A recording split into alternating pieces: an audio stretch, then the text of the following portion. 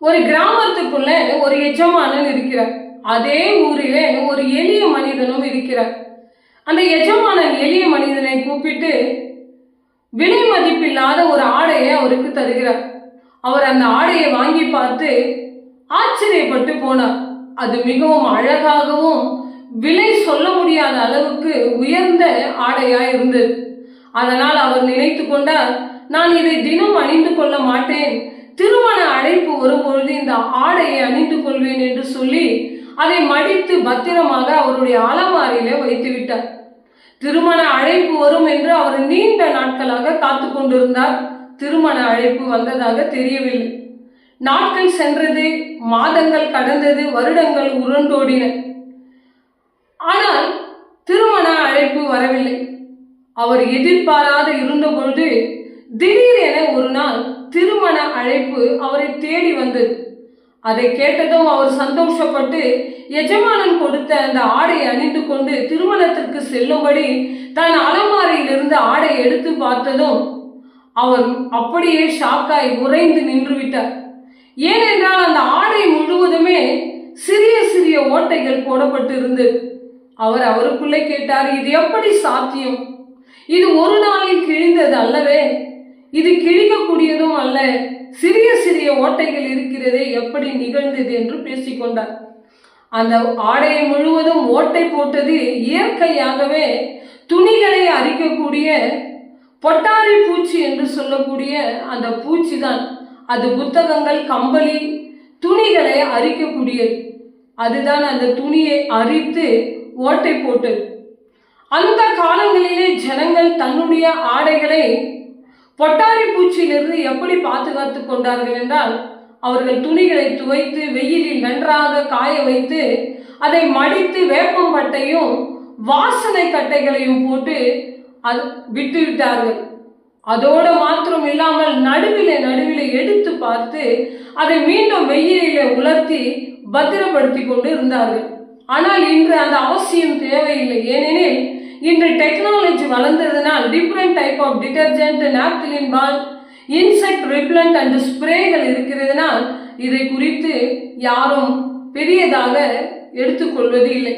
அதே போலதான் அன்று தேவனுடைய வார்த்தைகள் ஜனங்களுக்கு போய் சேருவது மிகவும் கடினமாக இருந்தது. எப்பொழுதெல்லாம் தேவனுடைய வார்த்தை ஜனங்களுக்கு அறிவிக்கப்படுகிறதோ அப்பொழுதெல்லாம் அவர்கள் அதை அலட்சியம் செய்யாமல் பத்திரமாக கேட்டு தன் இருதயத்தை அந்த வார்த்தையுடன் ஒப்பிட்டு மனம் திரும்பி தேவனுக்குள் பயபக்தியோடு அவர்கள் பரிசுத்தமாக தேவனுக்குள் நிலைத்திருந்தார்கள். தேவ வார்த்தையை பாதுகாத்து கொண்டார்கள். ஆனால் இன்று காலையிலிருந்து தூங்க போவதற்கு முன்பு வரையில சோசியல் மீடியாக்கள்ல தேவனுடைய வார்த்தைகள் வந்து கொண்டுதான் இருக்கிறது. ஆனால் நம்ம எத்தனை பேர் தேவ வார்த்தையை அலட்சியம் செய்து கொண்டிருக்கிறோம்? இந்த வார்த்தைகள் தேவையில்லை, உலக காரியங்கள் வேண்டும் என்று அலட்சியம் செய்து கொண்டிருக்கிறோம். பிரியமானவர்களே, இன்று நம்மை நாம் நிதானிக்க வேண்டும். நம் வாழ்க்கையில பொட்டாரி பூச்சியை போன்று நம்முடைய ஆவிக்குரிய வாழ்க்கையை அரித்து கொண்டு இருக்கிறது என்ன வேண்டும்? தேவன் கொடுத்த ரட்சிப்பின் வஸ்திரம் எனக்கு இருக்கிறது என்று சொல்லி அந்த எளிய மனிதனை போன்று நாம் அதை பத்திரமாய் வைத்திருக்கிறோம் என்று நினைத்து கொண்டு அதை தினம் நாம் எடுத்து கவனிக்காமல் இருப்போமானால் சிறிய பொய், சிறிய பாவம், சிறிய பேராசை, சிறிய உலக காரியங்கள், பொறாமைகள் உள்ளே நுழைந்து பொட்டாரி பூச்சியை போன்று நம்முடைய வஸ்திரத்தை அந்த பாவம் அரித்து போய்விடும். அதனால்தான் தாவீது தன்னுடைய வாழ்க்கையிலே அவர் பார்த்ததையும் அவர் அனுபவித்ததையும் அவர் வாழ்க்கையின் அனுபவங்களை சங்கீதம் 39:11 இப்படி விளக்கி சொல்லுகிறார். அக்கிரமத்தின் நிமித்தம் மனிதனை கண்டித்து நீ தண்டிக்கும் பொழுது அவனுடைய வடிவுகள் எல்லாம் பொட்டாரியை போல அறிக்கை செய்கிறது என்று. தேவன் இங்கே மனிதனை அழிப்பது அவர் நோக்கம் அல்ல.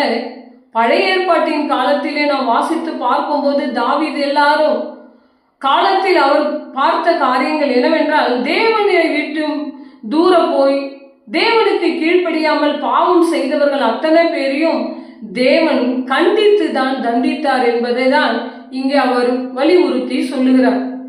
அதனால் நீங்கள் நினைத்துக் கொள்ளாதீர்கள் தேவன் என்னை அழிக்க வந்தார் என்று. நம் தேவன் அழிக்கக்கூடியவர் அல்ல.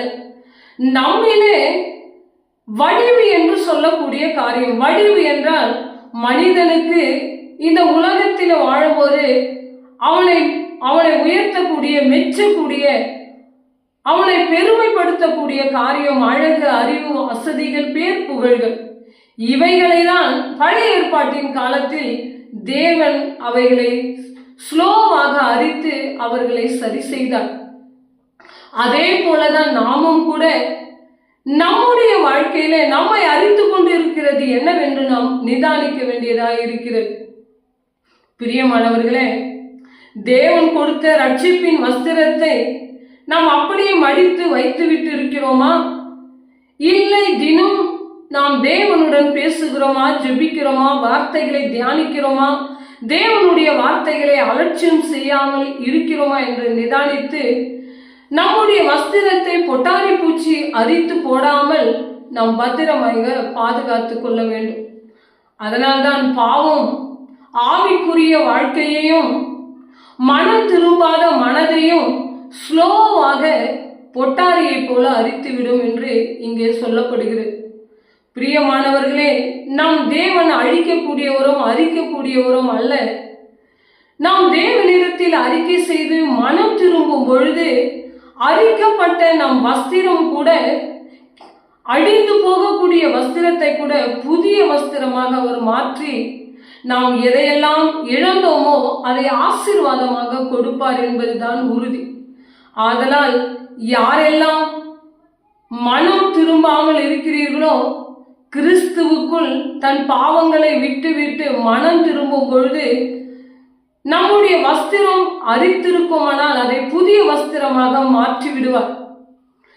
பரலோகத்திலிருந்து திருமண அழைப்பு நம்மிடத்தில் வரும் பொழுது தேவன் கொடுத்த அந்த ரட்சிப்பின் வஸ்திரத்தை நாம் அணிந்து கொண்டு திருமண வீட்டுக்குள் சந்தோஷமாய் செல்லுவோம். பிரியமானவர்களே, தேவன் தான் இந்த வார்த்தைகளை ஆசீர்வதிப்பாராக.